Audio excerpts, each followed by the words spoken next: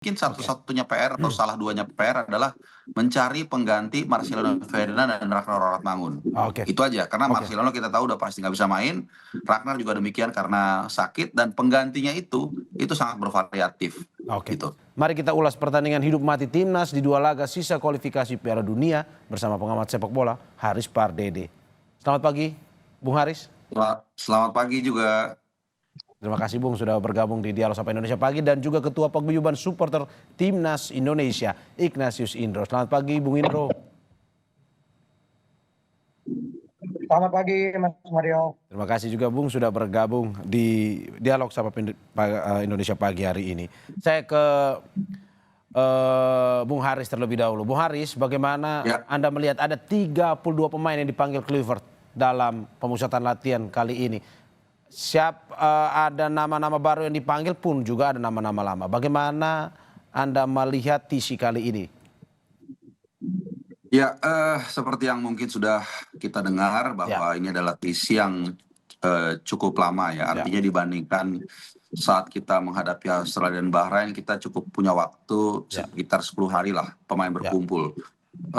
Kita masih menunggu Martin Paes yang masih menjalani pertandingan di MLS. Walaupun Martin Paes kita nggak terlalu khawatir juga ya, walaupun datangnya mepet, karena yang bersangkutan itu dipastikan tidak akan turun, melainkan Emil Laudero. Sedikit saja mungkin saya update juga, Sandy Walsh dipastikan tidak bisa tampil karena semalam atau kemarin itu pelatih Yokohama Marinos sudah mengkonfirmasi dia bersama dengan salah satu pemain Yokohama lainnya tidak bisa tampil ya. Jadi karena cedera 6 pekan. Nah, jadi mungkin nanti akan ada 1 atau 2 pemain yang dipanggil lagi yang baru di luar 32, karena kan seyogyanya nanti H-7 itu akan dicoret 2. Jadi hanya 30.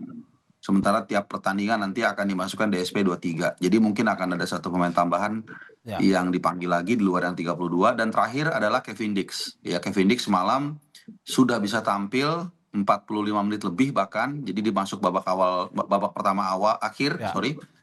Dan mencetak gol ketiga dari titik putih dan membawa Copenhagen juara Liga Denmark. Jadi overall cukup positif, mudah-mudahan persiapannya mulus sampai dengan 1 Juni nanti akan kembali ke Jakarta mereka. Mengejutkan karena ada nama Stefano Lillipali, Mas?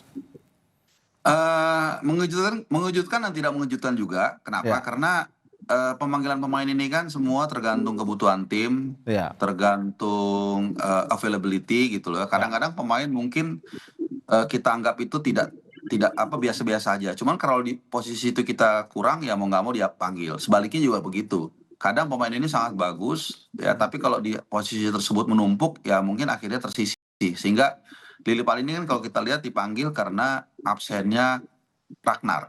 Gitu. Posisinya itu mirip dengan Ragnar, penyerang dan banyak buang ke kiri. Stefano Lillipali juga seperti itu. Hanya mungkin sedikit tantangannya Bung Mario bahwa usianya sudah cukup lah, cukup tua lah ya gitu ya, 35 kalau saya nggak salah, sebentar lagi dia 36.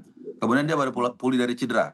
Ya, baru main 2 kali. Sebenarnya musim terbaik itu musim lalu dia mencetak double digit gol dan assist, tapi ya mudah-mudahan dengan pengalaman dia dan disiplin dia yang kita tahu sangat luar biasa, mudah-mudahan dia bisa mengisi kekosongan ketika dibutuhkan. Mas Haris, bagaimana ini teknisnya melawan Tiongkok ke depan? Kemarin kita kalah pertandingan sebelumnya, walaupun juga berbeda pelatih saat ini. Anda lihat apa formasi strategi yang akan dilakukan atau dimainkan oleh Patrick Kluivert untuk melawan Tiongkok ini, dan juga melihat struktur permain yang memang kemarin pada saat pertandingan sebelumnya pada kali ini mungkin tidak bisa dipanggil juga. Seperti apa nantinya? Ya, kalau kita lihat ada satu data yang menarik ya, data primer yang saya perhatikan dan saya pikir secara umum fans juga bisa ngeh itu ya. Jadi selama round 3 di luar Jepang itu kalau kita dominan secara ball position itu kita kalah. Pertama lawan China di Qingdao kita dominan, kita kalah. Kita bertahan sangat tinggi saat itu, kena counter.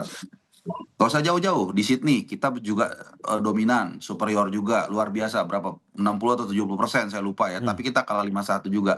Tapi sisanya 5 pertandingan sisanya, sekali lagi di luar Jepang, itu setiap kita lebih counter press, lebih bertahan ya dengan ball position lebih rendah, itu kita selalu dapat poin, minimal dapat poin.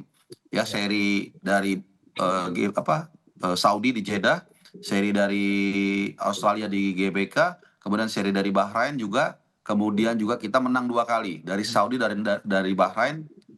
Itu kita selalu ketika ball positionnya lebih rendah. Artinya tim ini memang dibentuk sejak era Sintayong sampai sekarang itu bermain secara counter press, ya, secara bertahan. Nah, masalahnya China nanti apakah mereka mau keluar menyerang, meninggalkan area mereka untuk kita manfaatkan. Nah, di sinilah nanti adu taktik akan diadu, ya, terutama antara Patrick Kluivert, Junto Alex Pastur dengan Branko Ivanovic. Yang terakhir soal komposisi dan formasi, saya pikir jangan terlalu banyak berubah menurut saya. Misalnya 3 back di belakang itu rata-rata sepakat semua, rata-rata ya. Bang Jai, kemudian juga Justin Abner dan juga Rizky Ridho dipertahanin, kiri Calvin Verdong, dan kemudian kanan kalau tidak ada perubahan maka di sana ada